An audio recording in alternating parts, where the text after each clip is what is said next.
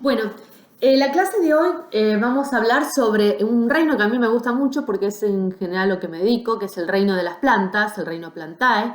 Es un reino muy diverso, es el mundo de los productores, junto con las algas verdes, bueno, en general con las algas, todas aquellas que pueden fijar carbono a partir de la luz o de alguna otra fuente energética.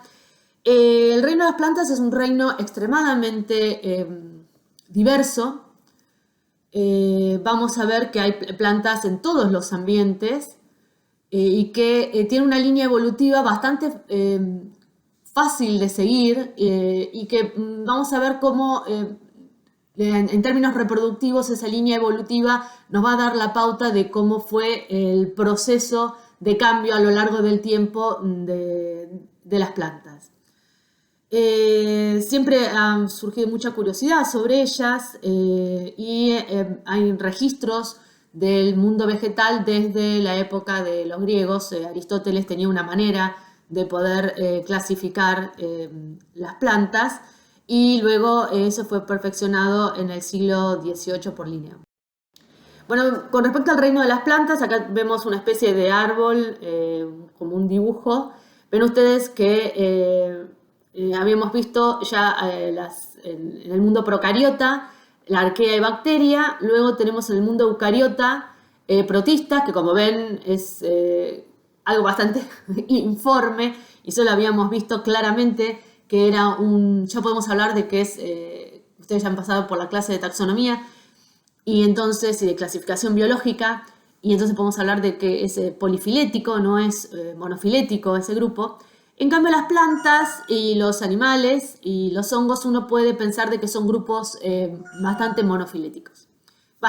Son grupos monofiléticos. Bueno, ahora nos vamos a centrar en las plantas, en el mundo eucariota, y en términos de la evolución de las plantas, este dibujo, este cuadro me parece muy interesante. Tenemos desde la aparición de las algas verdes, que serían un antecesor de las algas verdes, ha sido también el antecesor de las plantas terrestres. ¿Por qué? Porque las algas verdes comparten con el resto de las plantas terrestres dos características que, bueno, son apomórficas para ellas y que son presomórficas para todo el grupo, que es que poseen clorofila A y B y paredes de celulosa. Luego tenemos los musgos, que están con un mundo semiacuático, necesitan humedad para poder reproducirse, y empiezan el ingreso desde el medio acuático hacia el medio terrestre, en términos paulatinos. Luego tenemos una apomorfía que separa a los helechos del resto de las plantas, perdón, a las briófitas del resto de las plantas, que es la aparición de un sistema vascular. Tenemos los helechos con las pteridófitas y luego tenemos las gimnospermas y angiospermas, que la estructura apomórfica que los separa a las espermatófitas, que así se le llaman a las plantas que poseen semillas. Fitas, acuérdense que en griego significa plantas, esperma quiere decir aparición de semilla. Entonces tenemos las gimnospermas, que son todos los que son de las coníferas y otros grupos que los vamos a ir viendo, que es la característica es que tienen semillas, pero esas no se encuentran dentro de un fruto, llaman semillas desnudas. Y luego tenemos las plantas con flores o angiospermas, que su apomorfía es que aparecen flores y frutos que contienen a las semillas en su interior.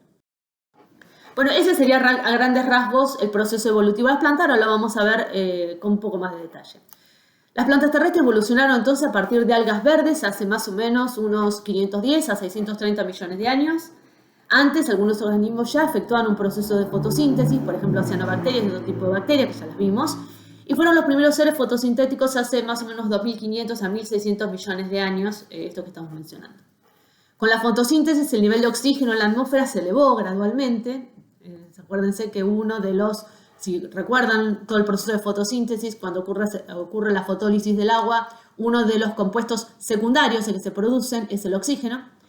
Se eleva el oxígeno, la concentración de oxígeno en la atmósfera, y se forma lo que se denomina una capa de ozono, que ustedes ya saben, han escuchado mencionar, y aumentaron las condiciones para la existencia de forma de vida más compleja porque esa capa de ozono protege de las radiaciones ultravioleta y por esa razón hace que la vida en la Tierra sea posible. Recuerden que habíamos hablado en el inicio de la vida en la Tierra de una sopa de la vida, en el cual había mucho azufre, mucho metano, y luego eso va a ir reemplazándose por efecto de la fotosíntesis en oxígeno, y eso va a ser como unas condiciones un tanto más amables para la vida en la Tierra. Eso ocurrió más o menos hace 2.400, 2.700 millones de años. Los primeros organismos fotosintéticos que conquistaron la Tierra pudieron haberse originado de algas de agua dulce que se adaptaron al terreno y evolucionaron hasta diversificarse, ocupando todo lo que se denominan nichos disponibles. Ya podemos hablar de nichos disponibles porque saben ustedes el concepto de nicho, que lo vieron en ecología, que son los rangos de condiciones que pueden aprovechar alguna especie u organismo, y esos estaban disponibles porque la Tierra todavía era un lugar que no estaba ocupado, ¿no es cierto? El ancestro directo pudo haber vivido en el borde de los cuerpos de agua de estas algas, que estas aguas eran estacionales, o sea que tenían periodos de desecación. Y hoy se sabe que los parientes más cercanos a las plantas de la Tierra son las algas verdes de agua dulce, que pertenecen a una clase en particular que se llaman carophysias. Que ahí bien vemos algunas imágenes de este tipo de algas. Fíjense que esas algas quedan al descubierto, y entonces al quedar al descubierto aquellas que tuvieron características que le permitirían la vida en la Tierra, hacían posible que...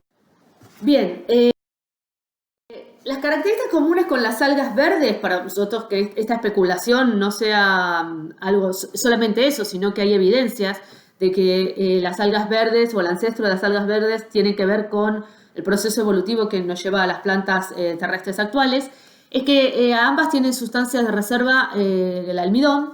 La pared celular está compuesta por microfibrillas de celulosa. Los pigmentos, los preponderantes son clorofila A, clorofila B y los betacarotenos, y la citocinesis ocurre con la formación de una placa celular con depósito de sustancias como la pectina y otros polisacáridos que permiten pues la formación de la celulosa. ¿Cuál ha sido probablemente la planta ancestral, ese nexo entre las algas y las plantas terrestres? Se supone que es una planta que tenía unos esporangióforos en las posiciones terminales, algo parecido a los musgos actuales, aunque no exactamente igual, denominada Cooksonia, que esa es la imagen que ustedes ven hacia la derecha.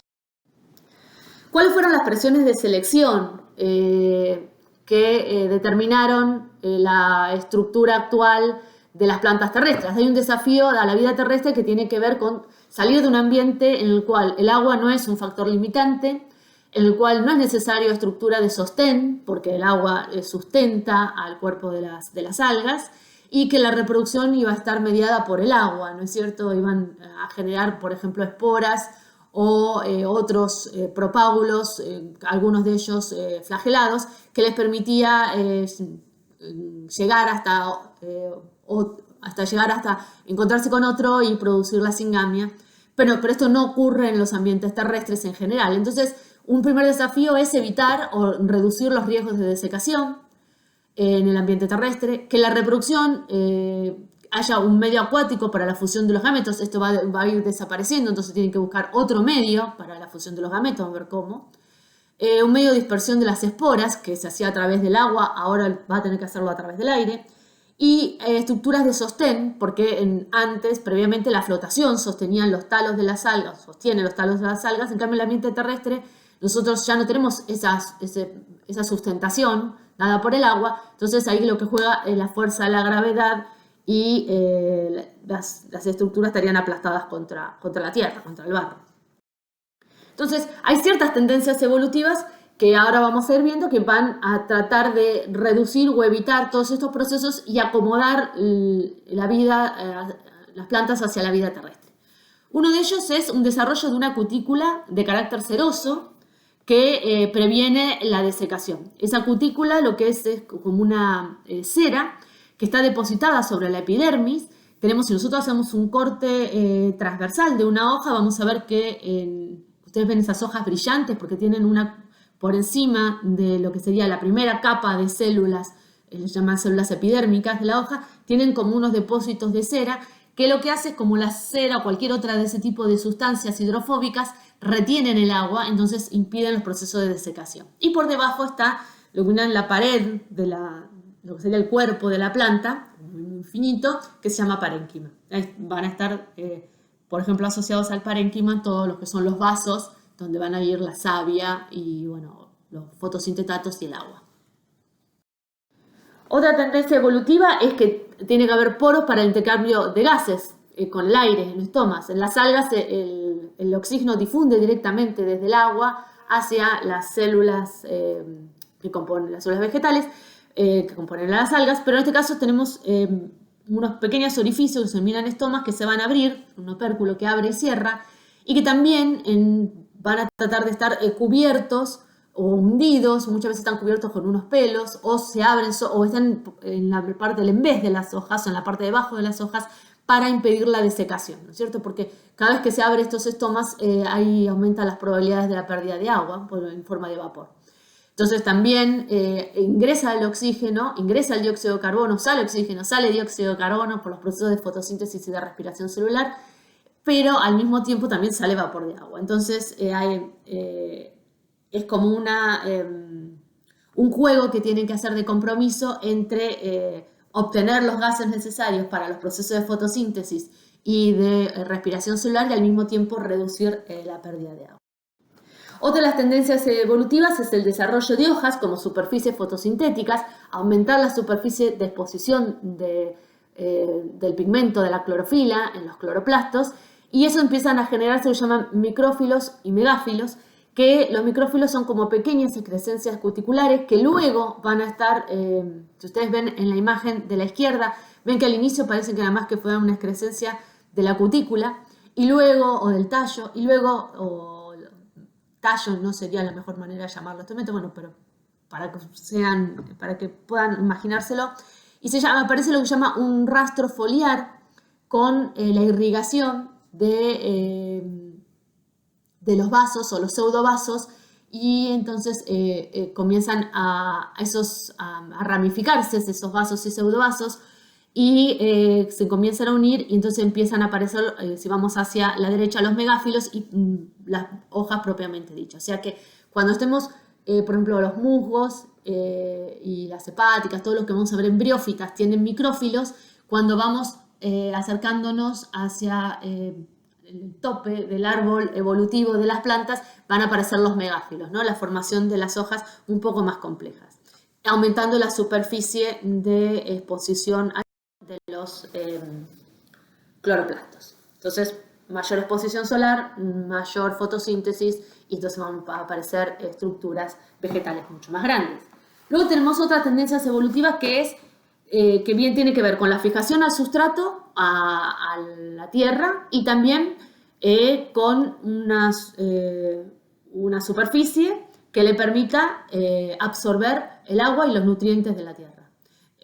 Cuando eran algas, o sea, las algas lo que tienen es la sustentación es la del agua, y el agua está disponible para todos. En cambio, acá en el ambiente terrestre lo que tienen que es buscar el agua, y buscar el agua, esto entre comillas, lo logran a través de las raíces. Vamos a ir desde la aparición de los rizoides. Por ejemplo, en la parte de la izquierda tenemos una hepática, que es también un componente de las briófitas, las plantas un poco más primitivas, y luego aparecen raíces que pueden ser pivotantes o en forma de maraña o de cabellera, que esos generalmente son de crecimiento apical, y tenemos raíces laterales muy finitas que son las que van a ser absortivas, y las más gruesas generalmente son de fijación. Luego tenemos otra tendencia evolutiva, que es la aparición de un sistema de transporte o un sistema vascular de complejidad creciente, que se denomina xilema y floema. El xilema es el que transporta el agua y el floema es el que transporta los fotosintetatos. Fíjense que en la imagen de la izquierda, donde está el xilema, va desde las raíces hacia las partes aéreas de las plantas, entonces lleva el agua que es absorbida. El agua no es absorbida de una manera activa, sino que es un proceso que se hace por diferencia de gradiente. Fíjense que en las hojas es donde va a ocurrir la transpiración, entonces el gradiente va a ir desde si es un ambiente en el cual esté suficientemente húmedo, va a estar mayor concentración de agua en el suelo que en el ambiente aéreo, que en la parte aérea de la planta. Entonces, por gradiente de concentración, siguiendo a favor de un gradiente de concentración, el agua va a ingresar por las raíces y va a ir hacia las hojas. ¿Qué pasa si yo tengo una planta y la dejo de regar? O hay un proceso de sequía. La planta se marchita. ¿Por qué? Porque ya no existe esa diferencia de gradiente y lo que ocurre es al revés. Se va a perder el agua por evapotranspiración, por ejemplo. En cambio, vamos a la imagen de la derecha y vemos el floema. El floema es los fotosintetatos, o sea, lo que se genera en los cloroplastos. Ustedes ya lo vieron, el proceso de fotosíntesis, la fase clara y la fase oscura, o la fase fotodependiente y fotoindependiente, la generación de a través del ciclo de Calvin, de los compuestos orgánicos, especialmente azúcar, y estos van a ser distribuidos a lo largo de toda la planta y tienen que también llegar a las raíces para que éstas crezcan. En este proceso también tiene que ver la diferencia de gradientes de concentración. La composición del xilema y del floema va a variar de acuerdo al tipo de plantas que estemos hablando. Esto también lo vamos a ver más adelante. Otra tendencia evolutiva es el desarrollo de tallos con múltiples capas celulares. Esas capas celulares aún pueden ser aún si las externas pierden agua, las células del interior pueden permanecer turgentes y mantener la cantidad de agua que está en el interior, porque están protegidas, o sea, porque tienen múltiples capas, o sea, no hay una exposición directa de los reservorios de agua de la planta a la superficie. Y por ejemplo ahí tenemos un corte transversal de una hoja, tenemos la epidermis superior, una epidermis inferior. En este caso tenemos por la epidermis inferior es el morrizoide y escamas. También estamos hablando de una imagen de una briófita y tiene cámaras aeríferas que le permite flotar. Y tenemos poros y una epidermis superior que generalmente están más concentrados los cloroplastos para poder hacer la fotosíntesis. Luego vamos a una hoja de una planta terrestre, típicamente terrestre, estamos hablando por ejemplo de cualquier espermatófita, por ejemplo, o un helecho, y tenemos el haz, en este caso por la forma de la hoja estaríamos hablando de una angiosperma, y tenemos un parénquima en empalizada, y por debajo tenemos el xilema, que se pasa ahí el agua, el floema por afuera, y un parénquima lagunar, ¿no? que se llama parénquima lagunar porque es un poco más difuso, no es tan empalizada, no es tan ordenadito como el parénquima superior, y aparición de los estomas está en la parte inferior de la hoja, porque para protegerla de la desecación, como yo las había mencionado. Bueno, esa sería la estructura típica de una hoja de un corte transversal, de una hoja de una planta.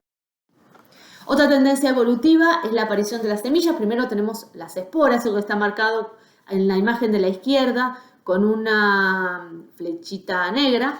Aparición de semillas, un sistema de protección que en el embrión, eso en las plantas terrestres. En cambio, la generación de una espora donde va a germinar por ejemplo una briófita, un musgo, no hay una cubierta protectora porque generalmente están en ambientes muy húmedos, rodeados de agua y no es necesario protegerla contra la desecación.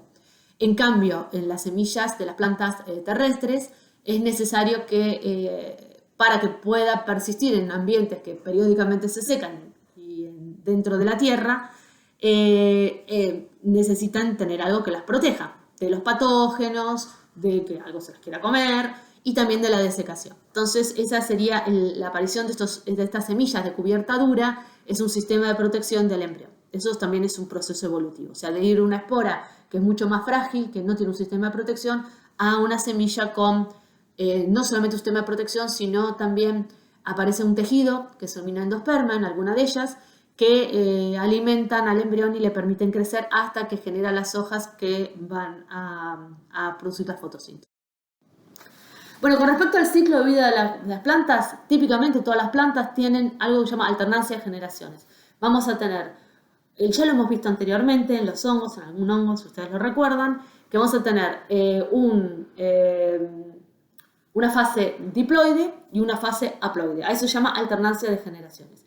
La fase diploide va a estar representada por el esporofito y la fase haploide va a estar representada por el gametofito. O sea que va a haber N y 2N. Estructuras grandes que son N, que en este caso son los gametofitos, que luego se van a ir reduciendo. Hay una tendencia a la reducción del gametofito y un aumento en la tendencia hacia el esporófito. O sea que evolutivamente el esporófito va a ser lo más visual, lo más evidente de las plantas. Todas las plantas tienen un ciclo con alternancia de generaciones, y las plantas que alternan entre generaciones de esporófito diploide y gametofito haploide, y entre reproducción sexual y con gametos, y reproducción asexual con esporas.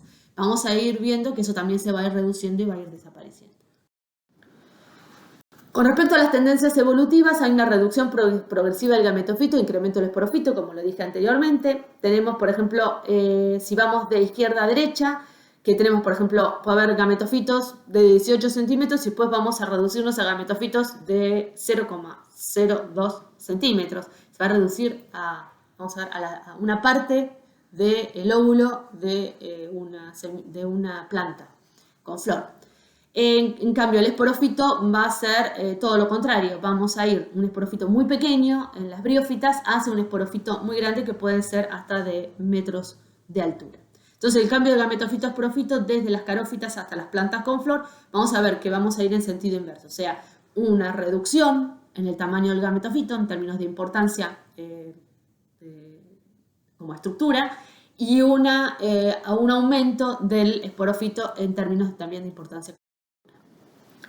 Bueno, esta es una, habíamos visto la Cooksonia y esta es una riña. Esta se encontró, esto también sería lo que podríamos considerar una planta ancestral, que aparecen esporangios, un tallo aéreo y un rizoma o tallo subterráneo. O sea que podemos hablar directamente que estamos hablando de una de las primeras plantas terrestres. O sea que tienen las estructuras necesarias para poder sobrevivir en un ambiente terrestre, pero aún muy húmedo. Ahí en lo que vemos en la imagen de la derecha es lo que se llama un calco, que esto quedan todas las organismos que tienen partes blandas y no partes duras para fosilizarse. La mejor manera que se preserva, además de incluidos en ámbar, es cuando quedan aprisionadas en lo que serían después rocas sedimentarias, y luego uno las observa en rocas metamórficas en las lajas, y se observa como si fuera un sello. En la imagen de la izquierda lo que se observa es un esquema deducido a partir de la impronta de la riña. Bueno, entonces la tendencia evolutiva de la planta, esto sería una imagen de las primeras plantas terrestres. También ven, fíjense que está Cooksonia, Aglophyton, que es mayor. Bueno, todas tienen un aspecto bastante parecido. Xylophyton dawsoni, que es, todavía hay Xylophyton presentes. Y bueno, fíjense que son plantas que son rizomatosas, o sea que lo que predomina es la reproducción aún vegetativa, que están asociadas a cuerpos de agua o están muy próximos todavía a ellos, o sea que hay una cierta dependencia de los ambientes acuáticos, aún no se han desprendido, no se han despegado del todo de los ambientes anegados. Y estos son, vamos a ver que en la actualidad se puede parecer mucho a un paisaje dominado por musgos, antoceros y hepáticas, que es el mundo de las plantas. Bueno, entonces, fíjense que aquí tenemos la evolución de las plantas en lo que podríamos denominar un cladograma. Ya cuando les digo cladograma sabemos a lo que estamos hablando, porque ustedes ya lo vieron esto. Tenemos un alga verde ancestral, esto en la relación del tiempo, que probablemente haya sido una carófita, y después en los puntos esos negros vamos a encontrar las distintas apomorfías que dan origen a las distintas ramas. Por ejemplo, cuando aparece un embrión protegido podemos hablar de que estamos en las hepáticas. Si hay aparición de estomas, musgos y antoceros, un tejido vascular, aparecen los grupos las licopodiales. Aparición de megáfilos, o sea, salimos de los micrófilos y allá tenemos una expansión de la superficie fotosintética y aparecen los helechos. Luego tenemos la aparición de semillas, o sea, como una estructura de resistencia para la germinación, donde va a germinar, o sea, a partir de un proceso de germinación se va a originar un nuevo individuo, que son las gimnospermas y angiospermas, y luego tenemos la aparición de flores y fruto. Esto tiene que ver mucho con los procesos de polinización y dispersión a través de un dispersor particular de las semillas, aparición del endosperma, del fruto y la doble fecundación. Y aquí estamos en el mundo, amplio mundo de las angiospermas, que es los más abundantes que tenemos. Entonces, algas verdes, otro cladograma para que ustedes vean, aparición de cutícula, poropolina, sistema de fijación, nos desprendemos de las algas verdes y vamos a las briófitas o musgos, tejido vascular, aunque muy rudimentario, es de los helechos, la aparición de semillas espermatófitas, se denominan tanto las angiospermas como gimnospermas, y la aparición de carpelos, o sea, la formación de flor y fruto, angiospermas. Bueno, y acá tienen las características de todas. Vamos a empezar con los briófitos, que es donde el inicio de la clasificación. Son los llamados musgos y hepáticas. Son plantas de tamaño pequeño que no tienen flores, ni frutos, ni vasos conductores y viven en lugares muy húmedos, ¿no? Fíjense que hay todavía una gran dependencia del ambiente húmedo y si ustedes las observan se parecen a esas plantas ancestrales, al Cooksonia, a todas ellas. Luego tenemos los helechos o pteridófitos, que son los helechos, son plantas de tamaño medio. Puede haber helechos muy grandes, helechos arborescentes en las selvas. En alguna época en el Carbonífero, allá lejos y hace tiempo, fueron dominantes y crearon grandes bosques. Tienen vasos conductores, pero todavía no hay hojas verdaderas. A las hojas se denominan frondes, a las raíces, y eso entre comillas se llaman rizoides. Y los vasos conductores no son propiamente los de xilema y floema que vamos a ver más adelante.